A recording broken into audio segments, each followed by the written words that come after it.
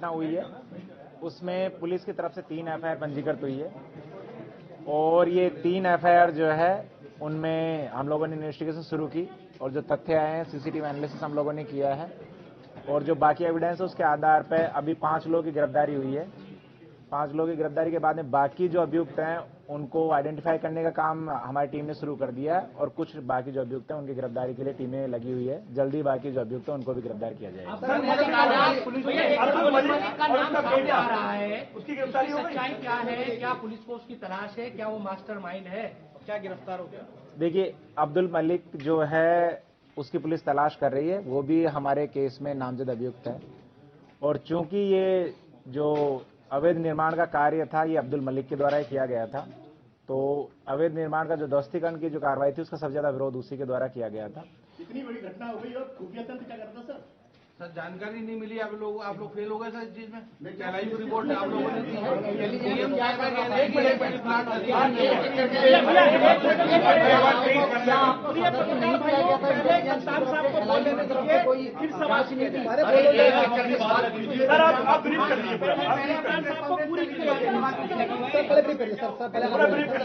पहले सर को बोल लेने दीजिए, उसके बाद सारे सवाल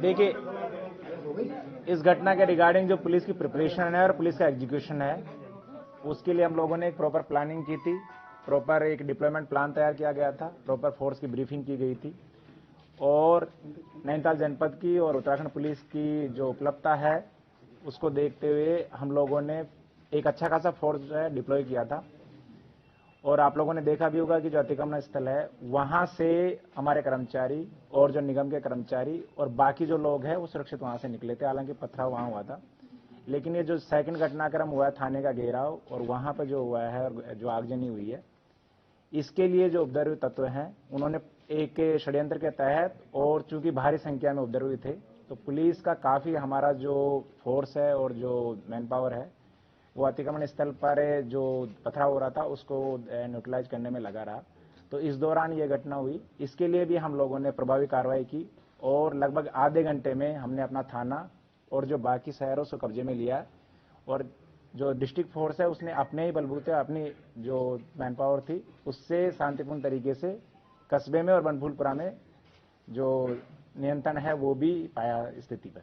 चिन्हित कितने लोग हैं और कितने लोग बाहर के लोग भी थे? एक गलत कार्यवाही नहीं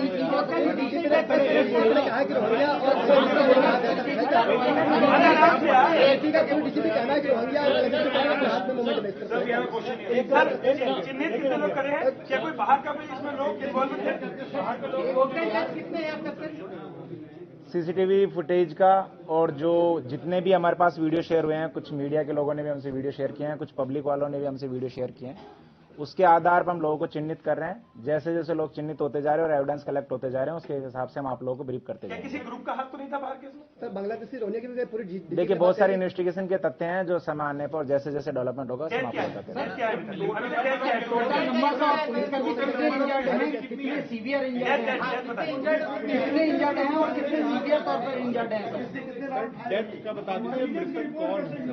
देखिए, जो ये घटना हुई है उसके बाद में थाने के सामने जो मजिस्ट्रेट के आदेश के बाद फायरिंग हुआ है, उस फायरिंग के बाद वहां पे कोई भी डेड बॉडी हम लोगों को नहीं मिली। हमने सर्च किया वहां पे, लेकिन बाद में अगले दिन जो हमारा हॉस्पिटल है उसमें अलग अलग लोगों के द्वारा 4 बॉडीज वहां पे पहुंचाई गई है। अब ये पीएम रिपोर्ट के बाद में और जो फोरेंसिक एनालिसिस जब उनके बॉडीज पे जो है उसके बाद में पता लग पाएगा कि किसकी मौत किस वेपन से किस तरीके से हुई।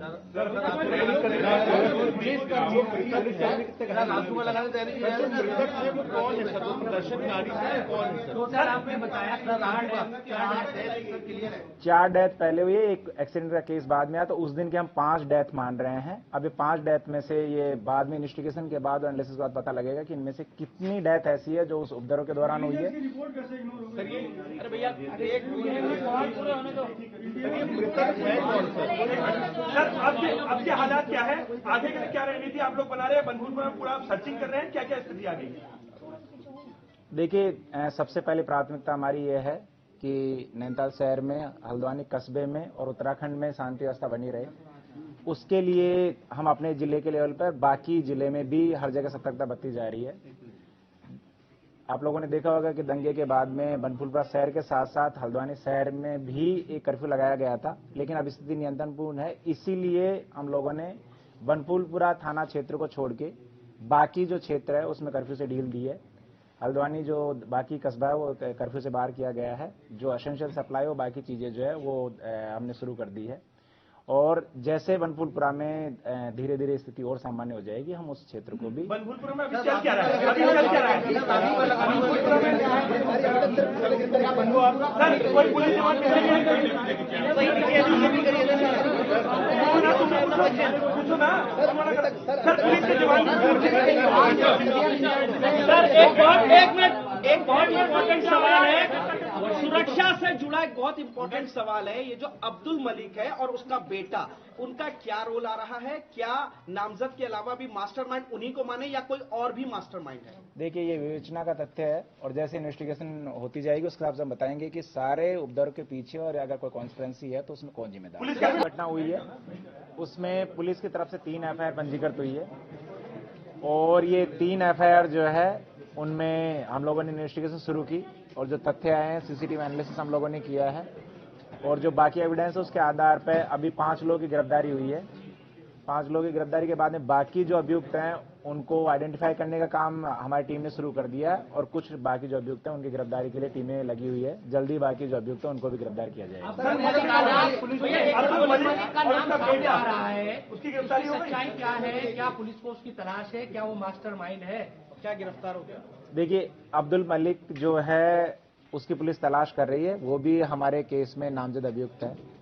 और चूंकि ये जो अवैध निर्माण का कार्य था ये अब्दुल मलिक के द्वारा ही किया गया था, तो अवैध निर्माण का जो ध्वस्तीकरण की जो कार्रवाई थी उसका सबसे ज्यादा विरोध उसी के द्वारा किया गया था। इतनी बड़ी घटना हो गई और खुफिया तंत्र क्या करता सर?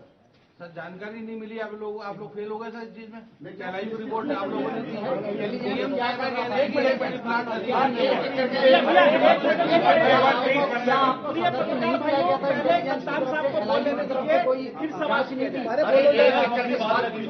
आप ब्रीफ कर लीजिए पहले सर को बोलने दीजिए, उसके बाद सारे सवाल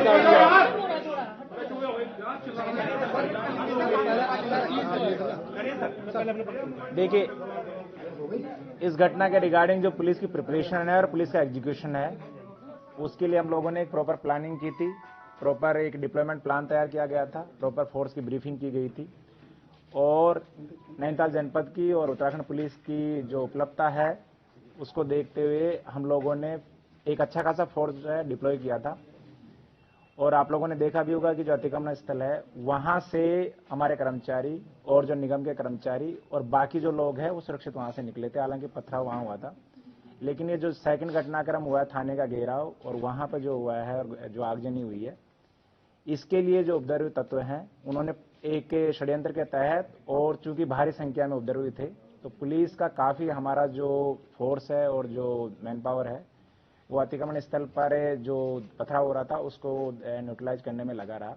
तो इस दौरान ये घटना हुई, इसके लिए भी हम लोगों ने प्रभावी कार्रवाई की और लगभग आधे घंटे में हमने अपना थाना और जो बाकी शहरों से कब्जे में लिया, और जो डिस्ट्रिक्ट फोर्स है उसने अपने ही बलबूते अपनी जो मैन पावर थी उससे शांतिपूर्ण तरीके से कस्बे में और बनफूलपुरा में जो नियंत्रण है वो भी पाया स्थिति पर। चिन्हित कितने लोग हैं और कितने लोग क्या कुछ बाहर के लोग भी थे?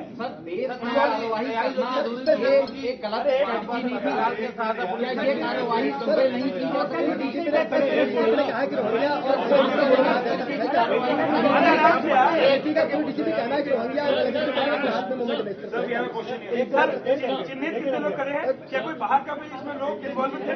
बाहर के लोग कितने हैं अब तक? सीसीटीवी फुटेज का और जो जितने भी हमारे पास वीडियो शेयर हुए हैं, कुछ मीडिया के लोगों ने भी हमसे वीडियो शेयर किए हैं, कुछ पब्लिक वालों ने भी हमसे वीडियो शेयर किए हैं, उसके आधार पर हम लोगों को चिन्हित कर रहे हैं। जैसे जैसे लोग चिन्हित होते जा रहे हैं और एविडेंस कलेक्ट होते जा रहे हैं, उसके हिसाब से हम आप लोगों को ब्रीफ करते जा रहे हैं। किसी ग्रुप का हाथ तो नहीं था बाहर के इसमें? सर बांग्लादेशी रोने की भी पूरी देखिए, बहुत सारी इन्वेस्टिगेशन के तथ्य हैं जो समय आने पर और जैसे जैसे डेवलपमेंट होगा उसमें आप लोग बताते हैं। क्या है अभी तक क्या है? टोटल नंबर का पुलिस का भी कितने इंजर्ड हैं, कितने सीवियर इंजर्ड हैं, कितने इंजर्ड हैं और कितने सीवियर तौर पर इंजर्ड हैं? डेथ का बता दीजिए, मृतक कौन है? देखिए, जो ये घटना हुई है उसके बाद में थाने के सामने जो मजिस्ट्रेट के आदेश के बाद फायरिंग हुआ है, उस फायरिंग के बाद वहां पे कोई भी डेड बॉडी हम लोगों को नहीं मिली। हमने सर्च किया वहां पे, लेकिन बाद में अगले दिन जो हमारा हॉस्पिटल है उसमें अलग अलग लोगों के द्वारा 4 बॉडीज वहां पे पहुंचाई गई है। अब ये पीएम रिपोर्ट के बाद में और जो फोरेंसिक एनालिसिस जब उनके बॉडीज पे जो है उसके बाद में पता लग पाएगा कि किसकी मौत किस वेपन से किस तरीके से हुई।